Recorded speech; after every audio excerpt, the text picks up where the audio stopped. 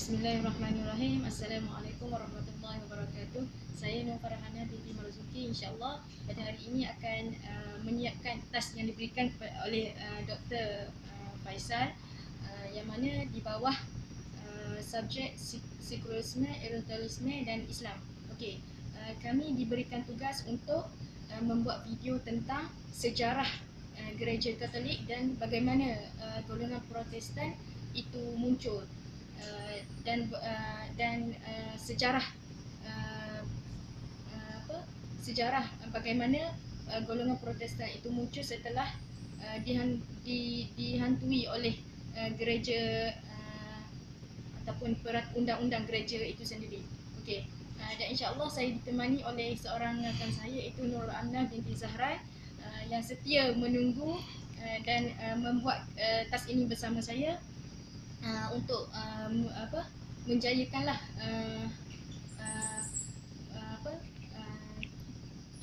melengkapkan kami hasil assignment kami, insya-Allah. Okey, sejarah gereja Katolik. Okey, munculnya gereja Katolik ini adalah seperti mana kita tahu, gereja Katolik adalah dimiliki oleh orang Kristian. Okey, kita perlu tahu bagaimana Kristian itu muncul dalam dunia yang pada masa lalu dan terus ada pada masa sekarang. Okey, Nabi Isa alaihissalam bermulanya agama Kristian ini setelah berlakunya penyimpangan atau penyelewengan dalam agama dalam kitab Injil yang telah diturunkan khas kepada Nabi Isa alaihissalam. Okey, Nabi Isa alaihissalam ini dikatakan telah mengikut sejarah telah diangkat oleh Allah Subhanahu Wa Taala ketika mana golongan-golongan ini ingin menyalib Nabi Isa alaihissalam, dan pada masa itu Allah mengutuskan supaya Nabi Isa diangkat ke langit. Okey, setelah itu berlakunya penyelewengan dalam kitab Injil ini, dan lahirlah agama Kristian dan meneruskan orang Kristian ini meneruskan penyelewengan terhadap kitab Injil itu. Okey, pada awalnya agama Kristian ini hanya menekankan konsep moral, tidak menyentuh urusan negara. Okey, yang mana hanya pada masa itu hanya berkuasa pada agama, tidak dilihat dari segi politik, sosial maupun ekonomi. Okey, namun pada abad 4 Masihi, lebih sekitar tahun 400 Hijrah, gereja mula ingin masuk campur terhadap urusan negara. Okey, tetapi pergerakan ataupun urusan ini masuk campur kepada dalam urusan negara itu tidak dapat dilaksanakan kerana pada masa itu golongan ini masih tidak mampu mendirikan sebuah negara. Jadi golongan ini hanya mulakan gerakan mereka dari segi politik untuk mempengaruhi golongan-golongan cerdik pada masa itu. Okey, pada pertengahan abad, iaitu sekitar abad 10 Masihi, gereja berhasil menjadi sebuah negara yang mana pada masa itu dipimpin oleh Paus, yang mana Paus ini mempunyai pimpinan yang tertinggi dalam gereja Katolik tersebut. Okey, Paus ini sangat orang kata berkuasa dan berhak membuat sebarang undang-undang pada masa itu, dan Paus ini juga berhak menentukan kurikulum penduduk pada masa itu. Okey, jadi rakyat sangat dipengaruhi ataupun dibimbing oleh Paus ini, yang mana pimpinan gereja Katolik dan pengaruh gereja Katolik terhadap rakyat pada masa itu sangat kuat. Dan sepanjang kekuasaan gereja ini terdapat berlaku banyaknya penyelewengan, seperti penyelewengan oleh pimpinan gereja. Okey, pada masa itu sudah ada segelintir penduduk mereka dalam kalangan ilmuwan ataupun cendekiawan yang mana telah menjumpai ataupun menemui mencipta teori ilmiah, dan golongan ini telah orang kata telah ditangkap, diseksa, dan ada segelintir daripada mereka dibunuh. Okey, sehingga tahap sebegitu kerana dipercayai teori ilmiah yang dijumpai itu dipercayai menyalahi konsep gereja itu sendiri.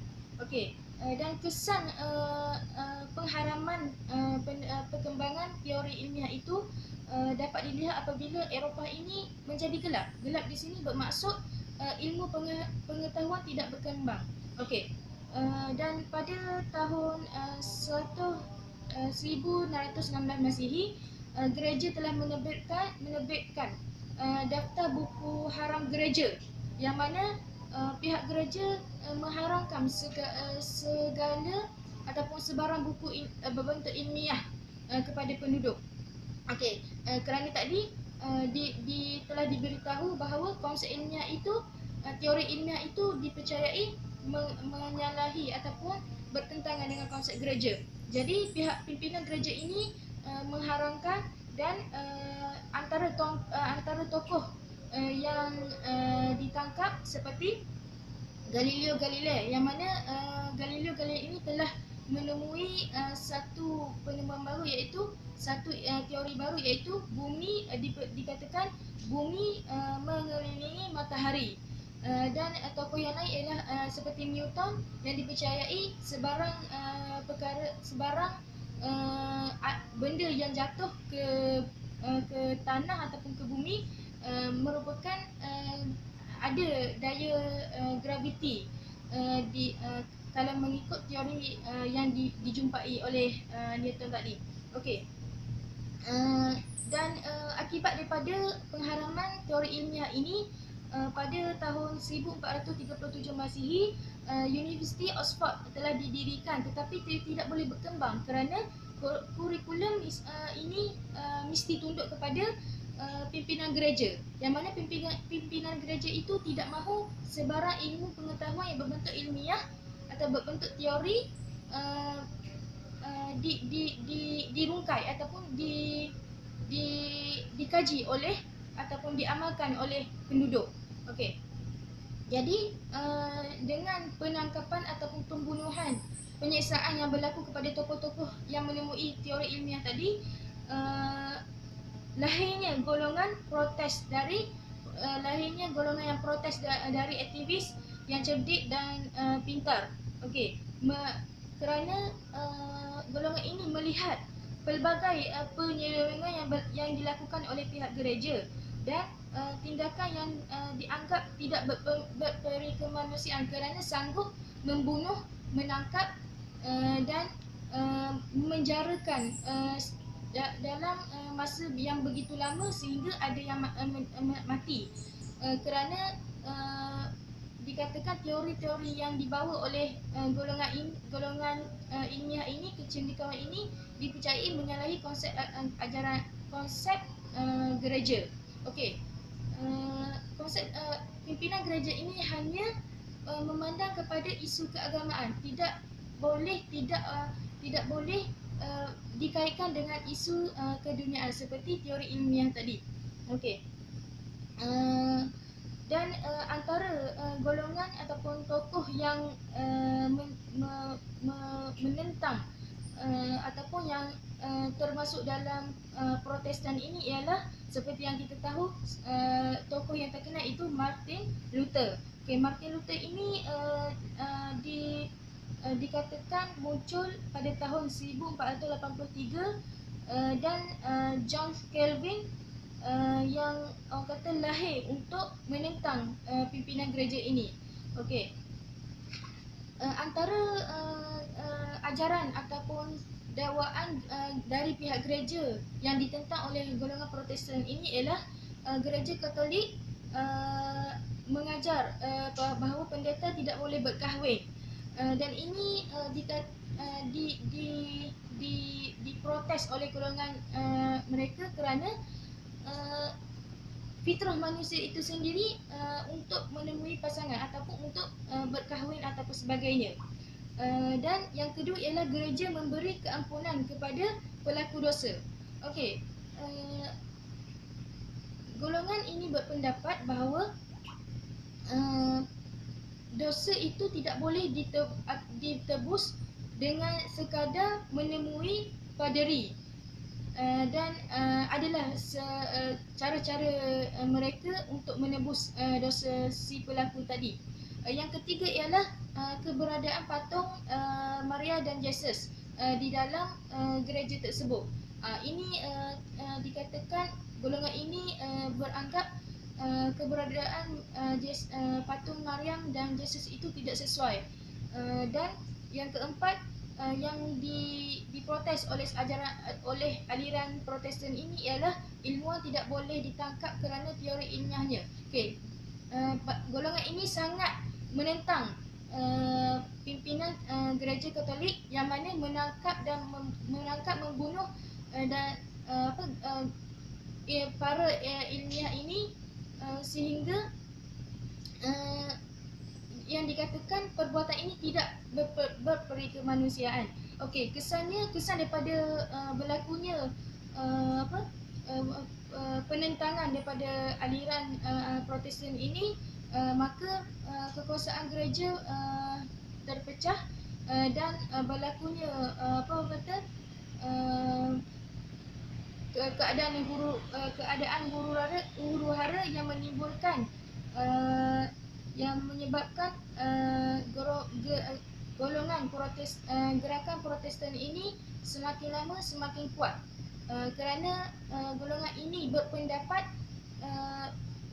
dan berpandangan konsep yang diamal oleh pimpinan gereja itu adalah salah, dan menyebabkan akan memberi kesan yang negatif kepada penduduk pada masa itu. Okey, memandangkan gerakan Protestan ini semakin lama semakin kuat, maka lahirlah revolusi kebudayaan Perancis pada tahun 1789. Okey, setelah berlakunya revolusi ini, gereja telah dipinggirkan. Gereja diarahkan untuk menguruskan soal agama sahaja, dan urusan negara rakyat yang akan menguruskan. Selain itu juga urusan ilmu hanya ilmuwan yang menguruskan, dan pihak gereja tidak boleh masuk campur seperti mana yang berlaku sebelum berlakunya revolusi tercetusnya revolusi kebudayaan Perancis ini. Okey. Seterusnya, apabila berlaku sedemikian, iaitu revolusi kebudayaan Perancis yang orang kata telah menunjukkan satu fenomena ataupun suasana yang baru kepada rakyat yang lebih baik daripada pimpinan gereja itu, maka pihak gereja sangat marah. Lalu pihak gereja ini mengeluarkan undang-undang bahawa gereja mempunyai kuasa mutlak terhadap soal agama dan juga soal keduniaan. Okey, dan memandangkan pada masa itu golongan Protestan juga pengaruhnya terlalu kuat, maka berlakulah perebutan dan menyebabkan berlakunya peperangan. Okey. Dan apabila pada tahun 1905, apabila Perancis telah menjadi sebuah negara yang kuat, lalu pada masa itu Perancis mengeluarkan undang-undang bahawa agama tidak boleh lagi dikaitkan dengan negara. Di sini bermaksud agama akan ada satu pihak yang diuruskan, dan urusan negara ada satu pihak yang diuruskan. Okey. Memandangkan Perancis pada masa itu telah mempunyai pengaruh dan juga telah mendirikan sebuah negara, maka pada masa itu tercetusnya gerakan sekularisme, yang mana bermaksud di sekularisme di sini bermaksud memisahkan agama daripada negara. Okey. Dan disitulah punca utama bagaimana sekularisme ini timbul dalam fahaman-fahaman masyarakat kita sekarang. Okey, memandangkan Perancis pada masa itu telah berkembang, dan para ilmuwan juga mempunyai ruang dan peluang yang seluas-luasnya untuk menyampaikan ilmu secara terang-terangan. Okey, jadi ilmu, apabila ilmu dapat disampaikan dengan dengan terang-terangan, secara terang-terangan, ataupun tidak lagi mendapat tentangan daripada mana-mana pihak. Jadi pada masa itu penduduk telah diberi peluang untuk mengutip ilmu daripada golongan-golongan ilmuwan tersebut. Okey, memandangkan berlakunya perkembangan ilmu, maka negara Eropah pada masa itu telah berkembang dengan pesatnya, dengan adanya ilmu pengetahuan yang luas dan penduduk pada masa itu, mentaliti masyarakat pada masa itu sangat berpegang kuat kepada sekularisme, iaitu memisahkan agama daripada negara, atau memisahkan agama daripada urusan dunia, kerana kebanyakan mentaliti penduduk mengalami trauma yang dahsyat, kerana kalau kita menyikap sejarah bagaimana pimpinan gereja Katolik itu memimpin penduduk pada masa itu, sangatlah kejam kerana hanya menekankan konsep agama dan tidak dikatakan berkembang dari segi ilmuannya ataupun dari segi kebudayaannya.